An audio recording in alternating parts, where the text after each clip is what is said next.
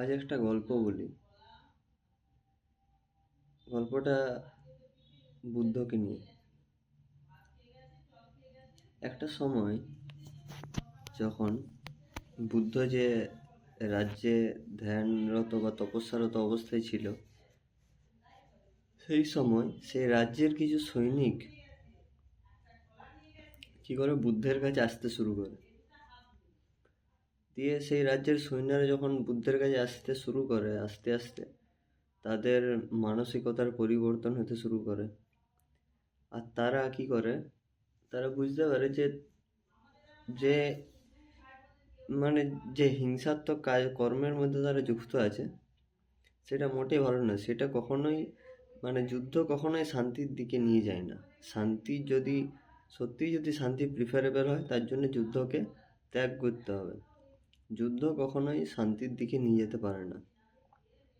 তো ফলত তারা কি করলো, ফলত তারা অস্ত্র ত্যাগ করলো এবং ঠিক করলো যে তারা বুদ্ধের কাছেই, বুদ্ধের মতো করেই বাকি জীবনটা অতিবাহিত করবে। এখন সমস্যা হয়ে গেল যে সেই খবরটা রাজার কাছে পৌঁছালো, রাজা বা সম্রাট যে ছিল তার কাছে পৌঁছালো। কারণ সেই রাজা বা সম্রাট দিয়ে দেখলো যে এই বাবা সব সৈন্যরা যদি অস্ত্র ত্যাগ করে, সব সৈন্যরা যদি যুদ্ধ থেকে মুখ ফিরিয়ে নেয়, তাহলে তো ভারী মুশকিল হয়ে যাবে। তাহলে তো আমার যেটা রাজ্যের যে কাঠামো, সেটাই তো ভেঙে পড়ে যাবে। বা রাষ্ট্রের বা রাজ্যের যেটা কাঠামো, সে কাঠামোটাই তো ভেঙে পড়ে যাবে। তো তখন রাজাকে কি হলো, বাধ্য হয়ে বুদ্ধের কাছে আসতে হলো। আর বুদ্ধকে এসে নিয়ে বলতে হলো যে দেখুন, আপনি যে সৈন্যরা আসছে আপনার কাছে, আপনি তাদেরকে বলুন যে যুদ্ধের জন্য প্রস্তুত হতে, অস্ত্র আবার যেন তারা হাতে তুলে নেয়, তারা যেন অস্ত্র ত্যাগ না করে। তো বুদ্ধ প্রথমে তো অবশ্যই না বলছিল, যে না, আমি এটা কি করে বলতে পারি। দিয়ে শেষে বুদ্ধকে রাজা রাজি করাইল। রাজা কি বলল, যে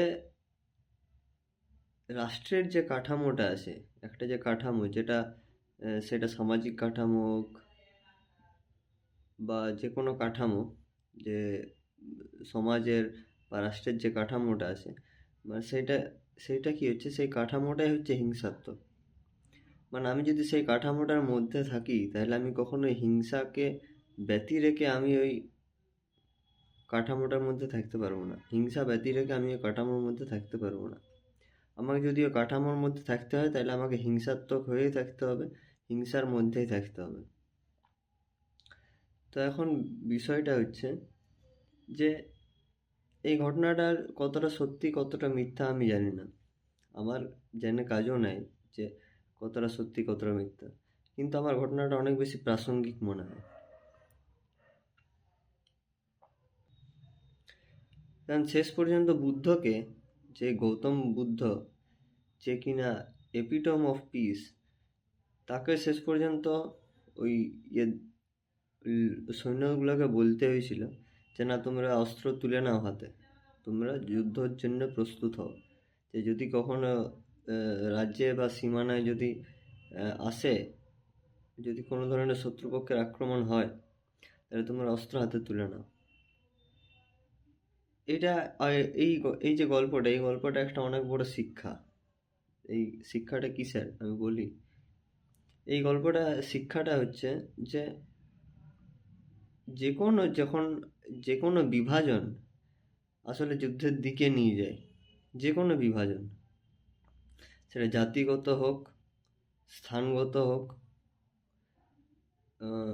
ধার্মিক হোক, যে কোনো বিভাজন যুদ্ধের দিকে নিয়ে যায়, দ্বন্দ্বের দিকে নিয়ে যায়। শান্তি কিন্তু সবসময় একত্রে আসে। যখন আমি স্বীকার করব যে সামনের মানুষটা আমার থেকে ভিন্ন নয়, বা ওই যে লোকটা অস্ট্রেলিয়াতে থাকে, আর যে লোকটা আফ্রিকাতে থাকে, আর যে লোকটা আমরা তিনজন যে বেসিক্যালি একই একই বেসিক্যালি এক, এই কথাটাই যে বেসিক্যালি এক, এই জিনিসটা যেদিন আমরা বুঝতে পারবো, সেই দিন থেকে কিন্তু শান্তির শুরু।